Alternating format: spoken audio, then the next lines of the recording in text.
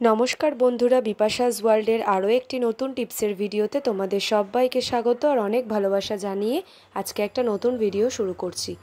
দেখো বন্ধুরা, সকাল থেকে রাত পর্যন্ত মহিলাদের অনেক কাজকর্মই করতে হয়, তাই কিছু কাজকর্ম আমরা যদি একটু বুদ্ধি কাটিয়ে করি তাহলে কিন্তু নিজেদের অনেকটা সুবিধে হবে। সারাদিন পর সময় বার করতে পারবো নিজেদের জন্য, ঠিক সেরকমই অনেকটা খরচ সাশ্রয় করতে পারবো। চলো শুরু করা যাক আজকের ভিডিওটি ভালো লাগলে অবশ্যই চ্যানেলটিকে সাবস্ক্রাইব করে পাশে থেকো। প্রথম ব্যবহার করি, দেখবে একটা ছাতা দীর্ঘদিন ব্যবহার করতে করতে এটার কিন্তু যে আটকানোর যে আর কি ফিতেটা, লকটা, সেটা কিন্তু নষ্ট হয়ে যায়, ছিঁড়ে যায়, সেটা হতেই পারে, কিন্তু ছাতাটা কিন্তু ভালো থাকে। তাই সেটা যাতে ধরো ব্যাগে যখন রাখবো, যদি ছাতার ফোল্ডগুলো খুলে যায় তাহলে কিন্তু জায়গাও বেশি লাগে, এমনকি ছাতার মধ্যে সমস্ত জিনিস এলোমেলো হয়ে যায় ব্যাগে থাকা, তাই না? তো তোমরা যদি ছোট্ট একটি টিপস ফলো করো তাহলে কিন্তু যদি ছাতার দড়িটা ছিঁড়েও যায় তোমাদের কিন্তু কোনো অসুবিধা হবে না। দেখো, খুব সুন্দর করে আগে ছাতাটাকে ফোল্ড করে নিলে। তো আমার এই ছাতাটার কিন্তু ফিতেটা রয়েছে, ছিঁড়ে যায়নি। তো যদি ছিঁড়ে যায় তার জন্যই এই টিপসটি। কী করবে দেখো, মোজা তো আমরা প্রত্যেকেই ব্যবহার করি, ঘরে থাকে, তো একটা পরিষ্কার মোজা নিয়ে নেবে, সেই মোজার মধ্যে ছাতাটাকে কিন্তু সুন্দরভাবে ঢুকিয়ে দেবে। ব্যাস, তাহলেই কিন্তু দেখতে পাবে যে ছাতার ফোল্ড কিন্তু খুলে যাচ্ছে না, বরঞ্চ একটা জায়গার মধ্যে সব জিনিসগুলো, মানে ছাতাটা খুব সুন্দরভাবে সেট হয়ে যাবে। সেটা ব্যাগে রাখলেও কিন্তু এলোমেলো হবে না, আর অল্প জায়গার মধ্যে কিন্তু জিনিসটা হয়ে যাবে, ছড়িয়ে ছিটিয়ে থাকবে না। দেখো, মোজার মধ্যে খুব সুন্দরভাবে ছাতাটা কিন্তু একটা সেট হয়ে রইলো। এটা কিন্তু একটা ছাতার কভার হিসেবেও ব্যবহার করা যায়, তাই না? ভালো লাগলে বন্ধুরা শেয়ার করো। চলে যাচ্ছি পরবর্তী দ্বিতীয়। কিন্তু মেয়েদের সাদা জিনিসের ওপর একটু দুর্বলতা থাকে, দেখবে আমরা একটা নেল পলিশ কিনতে গিয়ে পছন্দ হলে আরও একটা কিনে আনি। তখন কি হয়, ধরো একটা অনেক দিন পরছি, আর একটা পরে থাকতে থাকতে নেল পলিশটা কিন্তু ঠিকই থাকে, লিকুইড ফর্মেই থাকে, কিন্তু প্যাচটা কিন্তু একেবারে টাইট হয়ে আটকে থাকে, কোনোভাবেই কিন্তু খোলা যায় না। আবার এছাড়াও ধরো যেটা ব্যবহার করছি সেটাও ভুলবশত একটু বেকায়দা মতো যদি টাইট হয়ে যায় হাতের চাপে, ওটা কিন্তু পরবর্তীতে আর খোলা যায় না। এই সমস্যা কিন্তু অনেকেরই হয়, আমারও হয়। তাই ছোট্ট একটি টিপস বন্ধুরা শেয়ার করছি, যাতে তোমাদের প্রত্যেকেরই অনেকটা সুবিধে হয় আর এই সমস্যায় যাতে তোমাদের পড়তে না হয়। তার জন্য কি করবে সেটাই বলে দিচ্ছি। দেখো বন্ধুরা, ভেজলিন নিয়ে নেবে।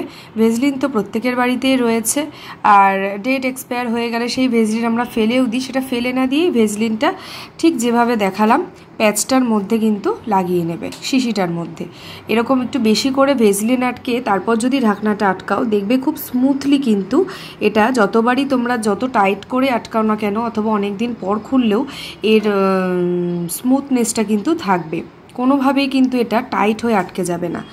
আশা করছি বন্ধুরা ছোট্ট একটি টিপস কিন্তু তোমাদের ভালো লাগবে, তোমরা এটা করে দেখো, একেবারে ইজি থাকবে। কিন্তু এই প্যাচটা খুলতে গেলে তোমাদের কারো সাহায্য নিতে হবে না, নিজেরাই পারবে। একটু ভেজলিন দিয়ে কিন্তু দারুণ কাজটা করে নিতেই পারো। ভালো।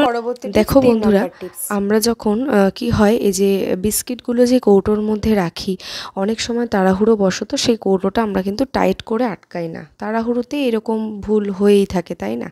তখন সমস্ত বিস্কুট কিন্তু কি হয়, নেতিয়ে যায়। তো যখন নেতিয়ে যায় সেগুলোকে তো আমরা ফেলতে পারি না, প্রচণ্ড মায়া লাগে, তাই না, এরকম খাবার দাবারগুলো ফেলে দিতে। তো তোমরা কিন্তু এই ছোট্ট টিপসটি যদি জেনে রাখতে পারো, বিস্কিট যতই নরম হয়ে যাক না কেন হাওয়া লেগে, তোমরা কিন্তু আগের অবস্থায় ফিরিয়ে আনতে পারবে। তার জন্য দেখো, আমি এখানে একটা ফ্রাইং প্যান বসিয়ে নিয়েছি, বসিয়ে গ্যাসটাকে অন করে দিয়েছি। এবার একটু হিট হতে দেবো, খুব বেশি না, তাহলে বিস্কুটগুলো কিন্তু পোড়া পোড়া ভাজা হয়ে যাবে। জাস্ট হালকা যে একটা গরম ভাব সেটা তাওয়াতে যখন হয়ে যাবে, তখন কিন্তু তোমরা এরকম বিস্কিটগুলোকে সব পরপর করে দিয়ে দেবে। একটার ওপর একটা দিলে কিন্তু হবে না, প্রত্যেকটা বিস্কুট পাশাপাশি দিয়ে দেবে। দিয়ে এইবারে কি করবে, মোটামুটি কয়েক সেকেন্ড এক পিঠ হয়ে গেলে এরপরে আর এক পিঠ করে ঘুরিয়ে দেবে। এরকমভাবে যখনই তোমরা দেবে না কেন, দেখবে বিস্কিটগুলো কিন্তু একেবারে আগের অবস্থায় ফিরে এসেছে।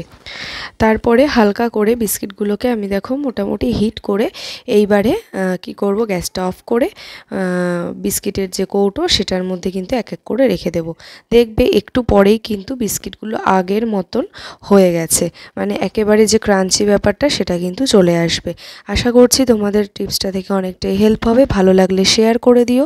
চলে যাচ্ছি নতুন টিপসে 4 নাম্বার টিপস। দেখো বন্ধুরা, আগে আমি একটা জিনিস তৈরি করে নিচ্ছি, তারপরে এটার কাজ সম্বন্ধে তোমাদেরকে বলবো।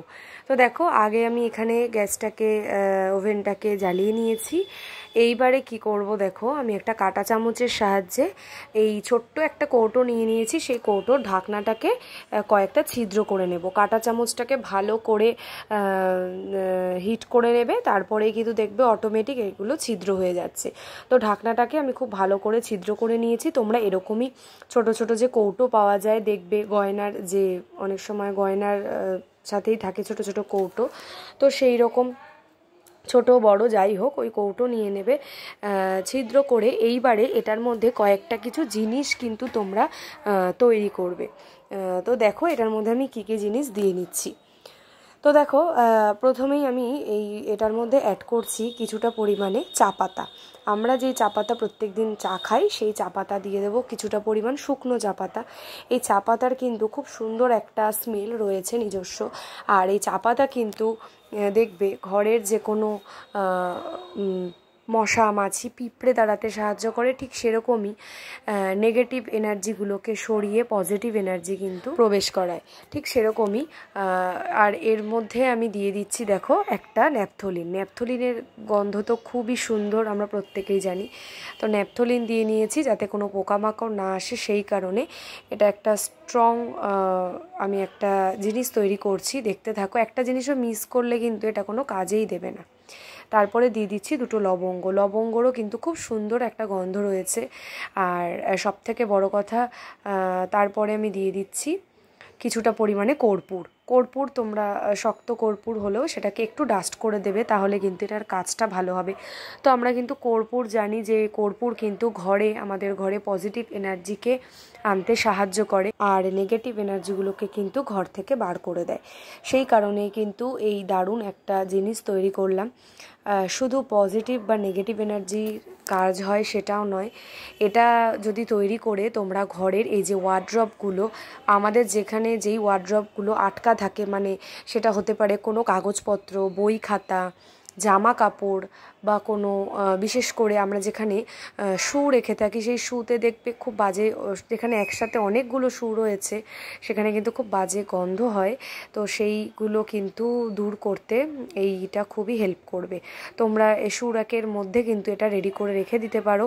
এছাড়াও কেবিনেটে, দেখো আমি এখানে কেবিনেটের মধ্যেও রাখছি, কারণ কেবিনেটে বিভিন্ন জিনিস থাকার ফলে না ছোট ছোট পোকা হয়। তো সেই কারণে এইগুলো একটা গুঁড়ো এই ডাস্ট এইটাকে তৈরি করে রাখলে কিন্তু কোনো মশা মাছি পিঁপড়ে পোকা কিছুই আসবে না, আর প্লাস পজিটিভ এনার্জি আমাদের ঘরে কিন্তু থেকে যাবে। তো এই জিনিসটা তোমরা তৈরি করতে পারো, দেখবে অনেকটাই হেল্প হয়। আশা করছি বন্ধুরা আজকের ভিডিওটা তোমাদের ভালো লেগেছে। আর আজকের ভিডিওতে কোন টিপসটা তোমাদের সব থেকে বেশি ভালো লেগেছে সেটা অবশ্যই কমেন্ট করে জানাবে। আর ভিডিওটি ভালো লাগলে অবশ্যই বিপাশা জুয়েলকে সাবস্ক্রাইব করে পাশের বেল বাটনটা অল করে রেখো, যাতে আমার ভিডিওর নোটিফিকেশান সবার আগে তোমাদের কাছে পৌঁছে যায়। তো বন্ধুরা আজকের মতন এই পর্যন্তই। পরের দিন এরকমই হেল্পফুল টিপস নিয়ে আবারও দেখা হচ্ছে। ততক্ষণ সবাই ভালো থেকো, সাবধানে থেকো, সুস্থ থেকো। আর ঘর দৌড় সব কিছু নিট অ্যান্ড ক্লিন রাখার জন্য অবশ্যই এই টিপসটা কিন্তু ফলো করো। আজকের মতন এই পর্যন্তই।